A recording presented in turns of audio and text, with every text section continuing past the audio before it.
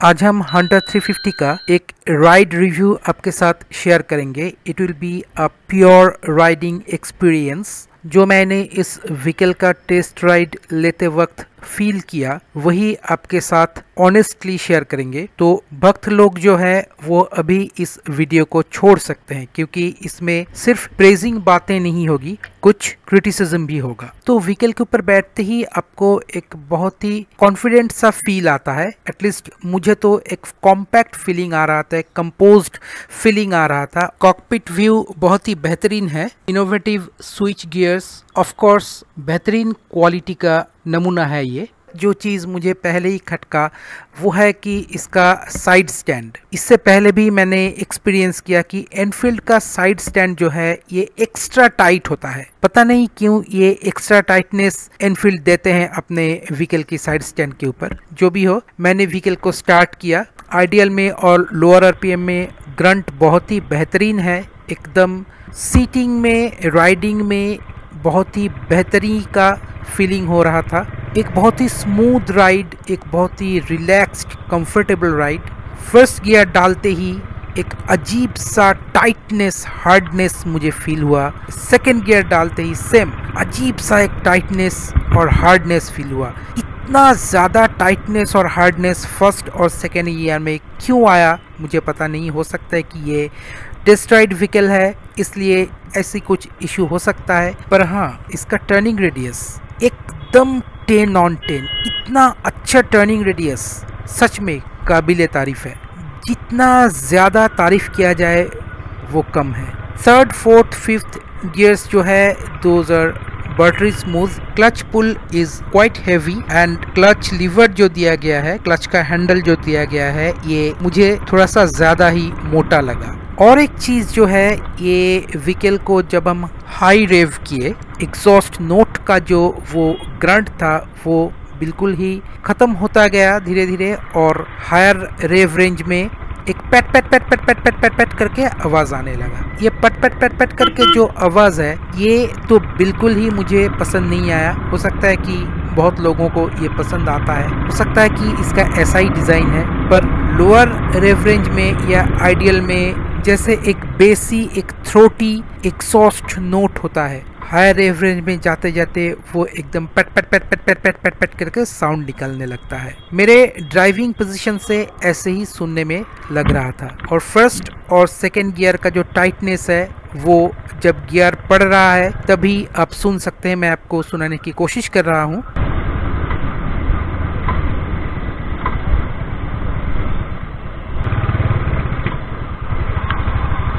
आप बार बार इस जगह को रिव्यू कर सकते हैं। पर थर्ड, फोर्थ, फिफ्थ गियर्स जो है ये एकदम बटरी स्मूथ पड़ा, इसमें कोई इशू नहीं आया।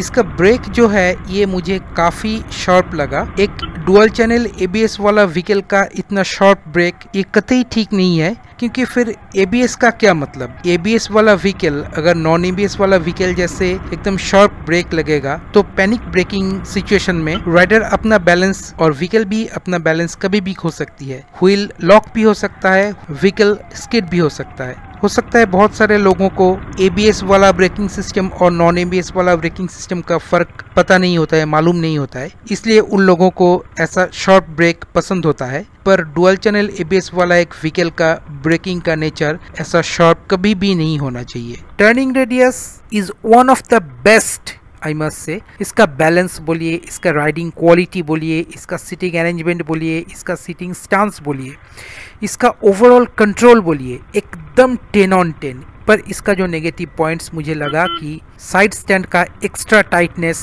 शायद मर्दांगी दिखाने के लिए। फर्स्ट और सेकेंड गियर का अजीब सा हार्डनेस और अजीब सा टाइटनेस, हाई रेव रेंज में एग्जॉस्ट नोट का पैट पैट पैट पैट करके आवाज़ निकालना, ये सब मुझे बिल्कुल ही पसंद नहीं आया। हो सकता है कि दूसरों का व्यू दूसरा हो, पर मेरा तो यही ऑब्जर्वेशन था। Overall vehicle is no doubt a gem. Enfield का हंटर 350 इज अ जेम। आप आंख मूंद के इस व्हीकल को ले सकते हैं। वैसे तो हंटर 350 एक बहुत ही बेहतरीन मोटरसाइकिल है, पर और क्या क्या चीज मुझे चाहिए इस मोटरसाइकिल में ताकि मुझे ये महसूस हो कि ये मोटरसाइकिल एकदम लाजवाब है, इसमें और कोई भी कमी नहीं रहेगी। लिस्ट बहुत लंबी नहीं है, कुछ ही चीजों का सिर्फ मांग है मुझे। इस व्हीकल का रियर टायर जो है ये 140 सेक्शन का मिलता है। अगर ये 150 सेक्शन का मिल जाता तो मेरे लिए बहुत ही बेहतरीन होता, क्योंकि ये एक 350 सीसी मोटरसाइकिल है और इसका रियर व्हील अगर 140 सेक्शन की जगह 150 सेक्शन हो तो बहुत अच्छी बात हो सकती है। नेक्स्ट जिस चीज के बारे में हम इम्प्रूवमेंट चाहेंगे वो है इसका एग्जॉस्ट आउटपुट मफलर। इसका एग्जॉस्ट आउटपुट मफलर जो है ये वैसे तो देखने में शॉर्ट एंड शार्प है, पर इसका टिप का डिजाइन मुझे कुछ खास पसंद नहीं है। इसका डिजाइन अगर और थोड़ा सा स्मार्टर तरीके से, थोड़ा सा जापानीज तरीके से बनाया जाता या और किसी भी तरीके से बनाया जाता तो मेरे लिए ये बेहतरीन रहता। नेक्स्ट जिस चीज के बारे में हम बात करेंगे वो है मीटर कंसोल। इसका जो मीटर कंसोल दिया गया है ये रेट्रो थीम्ड मीटर कंसोल है, एक old school type to match the taste of this vehicle. पर इसका जो डिस्प्ले सेक्शन है, जो डिस्प्ले स्क्रीन है, ये अगर थोड़ा सा बड़ा कर दिया जाता या इसका जो फॉन्ट्स है ये थोड़ा सा बड़ा कर दिया जाता, बोल्ड कर दिया जाता तो ये मेरे लिए और भी बेहतरीन हो जाती। बाकी जो इसमें चीजें हैं वो सब काबिले तारीफ है। मेरा एकदम बहुत ही पसंदीदा चीज़ें इसमें लगा है। इसका डिज़ाइन, इसका कंफर्ट, इसका एवरीथिंग मुझे बहुत ही पसंद है। और हाँ, हेडलैम्प अगर इसमें गुड फोकस का एलईडी का बनाया जाता तो थोड़ा सा बेहतर हो सकता है, पर हेलोजन मुझे बहुत ज्यादा पसंद है एलईडी के लाइट से, क्योंकि हेलोजन का जो इल्यूमिनेशन कैपेसिटी है ये ज्यादा होता है। और एक चीज ये बहुत ही कंट्रोवर्शियल है, इस व्हीकल का वेट अगर थोड़ा सा और कम किया जाता कि 150 के भीतर भीतर अगर होता तो शायद ये मेरे लिए और भी बेहतरीन होता, पर इसका वेट भी ठीक है। मोटरसाइकिल के हिसाब से, कंपनी के हिसाब से इसका ये वेट भी ठीक ठाक ही है, पर वेट अगर 150 के भीतर भीतर होता तो डिमेंशन के हिसाब से मुझे लगता है कि ये मेरे लिए थोड़ा सा बेहतर होता। और इसका क्लच पुल मुझे बहुत ही हेवी लगा, तो ये क्लच पुल अगर लाइटर हो सकता, सॉफ्ट हो सकता है तो ये तो सभी के लिए अच्छी बात होगी। और इसका फर्स्ट और सेकंड गियर मुझे एक्सट्रीमली टाइट लगा, एक्सट्रीमली क्लंकी लगा। अगर ये इनफिल के द्वारा ठीक किया जाए तो मेरे लिए क्या, ये सभी के लिए अच्छा रहेगा। तो ये कुछ चीजें हैं जो हंटर 350 में मैं देखना चाहता हूं। तो इसके बारे में आपका राय क्या है ये जरूर कमेंट सेक्शन में आके बताइए। Hunter 350 from Enfield is an old school motorcycle with a lot of modern element in its design and engine. This vehicle comes with 349cc single cylinder 4-stroke single overhead cam engine which produces 20.4 PS of power at 6100 rpm and 27 Nm of torque at 4000 rpm. This is an air-cooled engine. It comes with 5-speed manual transmission. This is of course a BS6 engine which comes with fuel injection property. At the front, company has offered 41 mm telescopic forks and those forks are covered with fork boots. And at the back, this vehicle comes with twin tube emulsion shock absorber with 6-step adjustable preload. This vehicle is built on twin down tube spine frame.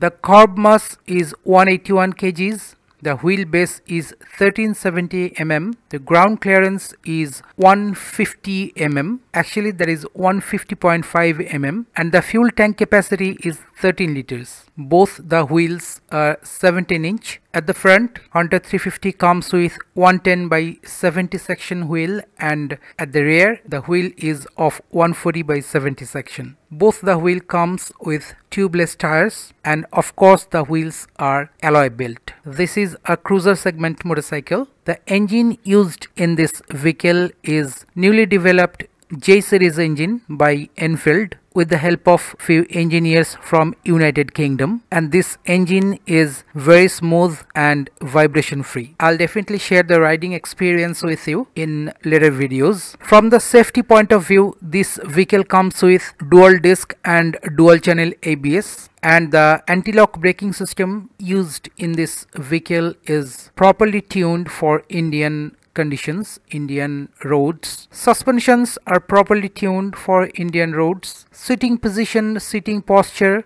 etc. are offered as per Indian choice. A lot of color option. Talking about the meter console, this vehicle comes with DG analog instrument cluster, and the console section of this vehicle definitely adds a charm to this vehicle. Controls and switches are same as Meteor 350, and these are innovative move by Enfield. On-the-go charging facility is also offered in this vehicle. So friends, this is all for now. See you in the next video. Till then, keep watching Chandan Talks.